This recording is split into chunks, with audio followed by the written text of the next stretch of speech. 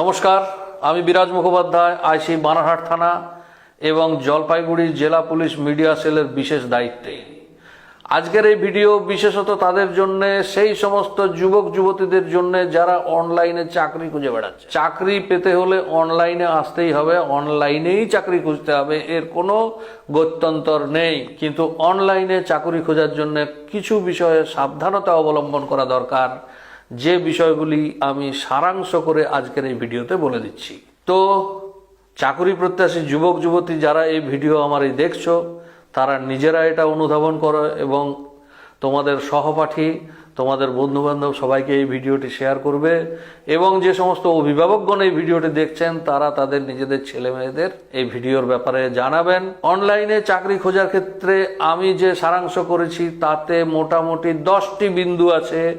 এই 10টি বিন্দুতে আমি সমস্ত বিষয়গুলি আপনাদের জানিয়ে দিচ্ছি, ভিডিওটি একটু ধৈর্য ধরে শুনতে হবে। প্রথমত বলি, আমরা অনলাইনে যে কোনো কিছু খোঁজার জন্য আমরা সার্চ ইঞ্জিনের সাহায্য নিই, বিশেষত গুগলের সাহায্য নিই। গুগলে গিয়ে আমরা প্রথমেই টাইপ করি অনলাইন জব সার্চ ইত্যাদি ইত্যাদি। তো অনলাইনে এই সার্চ করলে প্রথমে কোনটি দেখাবে তার একটা নির্দিষ্ট নিয়ম আছে। যেমন ধরা যাক, আমি যদি হিস্টোরি অফ ইন্ডিয়া টাইপ করি, তাহলে প্রথমেই দেখাবে এআই নির্মিত কিছু সারাংশ। তারপরে যেটি সবার আগে আসবে সেটি হচ্ছে উইকিপিডিয়া, এবং দ্বিতীয় স্থানে যেটি আসবে সেটি হচ্ছে এনসাইক্লোপিডিয়া ব্রিটানিকা। তো কেন উইকিপিডিয়া প্রথমে আসে এবং এনসাইক্লোপিডিয়া ব্রিটানিকা দ্বিতীয় স্থানে আসে এবং অন্যান্য জিনিসগুলো তারপরে আসে? উত্তর হলো যে মানুষ হিস্টোরি অফ ইন্ডিয়াতে যারা যারা সার্চ করেন তারা সবার আগে উইকিপিডিয়া দেখেন, দ্বিতীয় স্থানে রয়েছে এনসাইক্লোপিডিয়া। অর্থাৎ জনপ্রিয়তার নিরিখে উইকিপিডিয়া সবার আগে, দ্বিতীয় স্থানে রয়েছে এই ব্রিটানিকা। তো সার্চ ইঞ্জিনের যে সমস্ত অ্যালগোরিদম সেট করা আছে তাতে জনপ্রিয়তার নিরিখে সবার আগে চলে আসছে উইকিপিডিয়া। তাহলে আপনি অনলাইন জব সার্চ যখনই লিখবেন, তাহলে যে সাইট সবাই সার্চ করে সেই সাইটটি সবার আগে আসার কথা। এবার একটি দ্বিতীয় উদাহরণ দেখুন, হোটেলস ইন মুম্বাই। এখানে কাকে প্রথমে দেখাচ্ছে দেখে নিন, আমি নাম বলছি না, কিন্তু পাশে লক্ষ্য করে দেখুন, এই যে এখানে স্পন্সর্ড কথাটি লেখা আছে। এখানে যে বোঝার বিষয় তা হলো, এই স্পন্সর্ড কথাটির অর্থ এই কোম্পানি গুগলকে সবার আগে নাম দেখানোর জন্য পয়সা দিয়েছে। অর্থাৎ এটা গুগলের একটা পেড সার্ভিস, গুগলের একটা বিজ্ঞাপন বিভাগ। উইকিপিডিয়ার ক্ষেত্রে কিন্তু কোনো বিজ্ঞাপন নেই, ওখানে কোনো স্পন্সরশিপ নেই। তো বন্ধুরা, এখন আমাদের ভারতে চাকরির বাজার এতটাই প্রতিযোগিতাপূর্ণ যে যেখানে একটা শূন্যপদ তৈরি হওয়ার সাথে সাথে ভর্তি হয়ে যায়, সাথে সাথে হাজার হাজার লোক ঝাঁপিয়ে পড়ে, সেখানে কোনো সংস্থা গুগলকে পয়সা দিয়ে আমার ওয়েবসাইট প্রথমে দেখাও এটা করতে যাবে না। অনলাইনে চাকরি খোঁজার ক্ষেত্রে যদি দেখো কোনো ওয়েবসাইট তোমাদের চাকরির অফার করছে, যে সাইটটি স্পন্সর্ড, যে সাইটটি গুগলকে পয়সা দিয়ে সবার আগে নাম উঠিয়েছে, তাহলে ধরে নিতে হবে সেই সাইটটি ফ্রড হবারই সম্ভাবনা। দ্বিতীয় যে বিষয়টি খেয়াল রাখতে হবে সেটি হচ্ছে এদের নিয়োগের দ্রুততা। বন্ধুরা, আজকের দিনে চাকরির বাজার আমি আগেই বলেছি প্রচন্ড রকম প্রতিযোগিতাপূর্ণ। সেক্ষেত্রে একজন ক্যান্ডিডেটকে সম্পূর্ণ দিক দিয়ে বাছাই করা হয়, নানা রকম পরীক্ষা নিরীক্ষার মধ্যে পাস করতে হয়।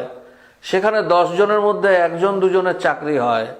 সেখানে যদি দেখেন অত্যন্ত দ্রুততার সঙ্গে আপনাকে নিয়োগ করে নিচ্ছে, তাহলে ধরে নিতে হবে এই সংস্থার মধ্যে কিছু গন্ডগোল আছে। তৃতীয় যে বিষয়টি খেয়াল রাখতে হবে সেটি হচ্ছে যোগ্যতা এবং বেতন কাঠামো। তোমার নিজের প্রতি নিজের অবশ্যই একটা মূল্যায়ন আছে। তুমি একটা নিশ্চয়ই আশা করতে পারো যে তোমার কত বেতন পাওয়া উচিত। যদি দেখো সেই বেতন কাঠামো তোমার আশাতীত, তুমি যা আশা করছো তার বেশ কয়েক গুণ বেশি, তাহলে সন্দেহ করার যথেষ্ট কারণ আছে। ধরে নিতে পারো এটি একটি প্রতারণার ফাঁদ। চতুর্থ যে বিষয়টি দেখতে হবে সেটি হচ্ছে কোম্পানির ঠিকানা।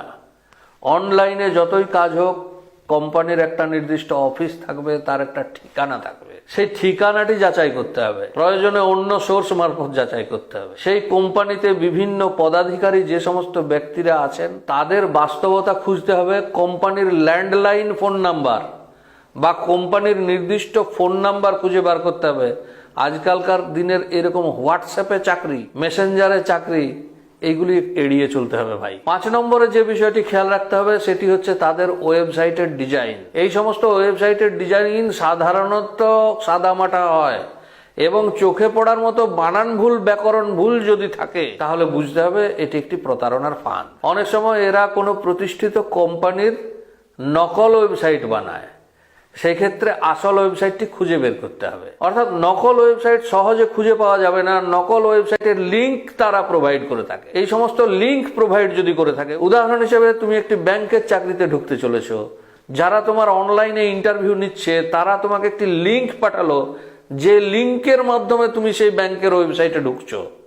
না, এই লিঙ্ক ছেড়ে গুগলের সার্চ ইঞ্জিনে সেই ব্যাংকের ওয়েবসাইট সার্চ করে মিলিয়ে দেখে নিতে হবে কি পার্থক্য আছে, আসল নকল পরিষ্কার হয়ে যাবে। ষষ্ঠত, অবশ্যই যাচাই করবেন রিপ্রেজেন্টেটিভদের ব্যবহার। অতি অমায়িক, অতি সদয়, একেবারে গায়ে পড়া। ভাই কথায় আছে অতি ভক্তি চোরের লক্ষণ। বেশি সদয় ব্যবহার, বেশি নরম ব্যবহার হলে সাবধান হতে হবে। 7 নম্বরে খেয়াল রাখতে হবে, যদি কোনো সংস্থা অর্থ চেয়ে থাকে, যদি কোনো সংস্থা অগ্রিম অর্থ চায়, তা সে যত সামান্যই হোক, কিংবা কখনো যদি বলে সুপারিশ চাই, তাহলে নিশ্চিত বুঝতে হবে সেটি একটি প্রতারণার ফাঁদ। 8 নম্বরে চেক করুন সংস্থার ইমেল আইডি।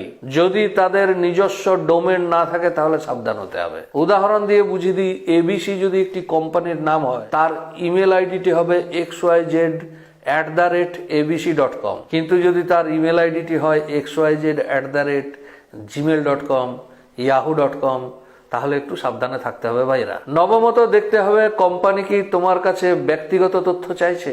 একান্ত ব্যক্তিগত তথ্য যদি চেয়ে থাকে তাহলে সাবধান হয়ে যেতে হবে, কোম্পানি প্রতারণার ফাঁদ হওয়ার সম্ভাবনা সর্বাধিক। আর 10 নম্বরে হচ্ছে অবশ্যই নিজের মন, নিজের সহজাত প্রবৃত্তি, তাতে যদি কোনো রকম সন্দেহের প্রকাশ হয় তাহলে সমস্ত দিক যাচাই করে নিতে হবে। দুঃখিত হওয়ার চাইতে নিরাপদে থাকা ভালো। তো বন্ধুরা, এই ছিল আজকের 10 দফা কিভাবে অনলাইনে চাকরি খোঁজা থেকে সাবধানে থাকতে হবে এবং কিভাবে চিনে নিতে হবে সঠিক ওয়েবসাইট এবং নকল ওয়েবসাইট। দর্শক বন্ধুরা, সাবধানে থাকবেন, সতর্ক থাকবেন। পরের ভিডিওর জন্য আবার আসবো আমি এই চ্যানেলে। ধন্যবাদ সবাইকে।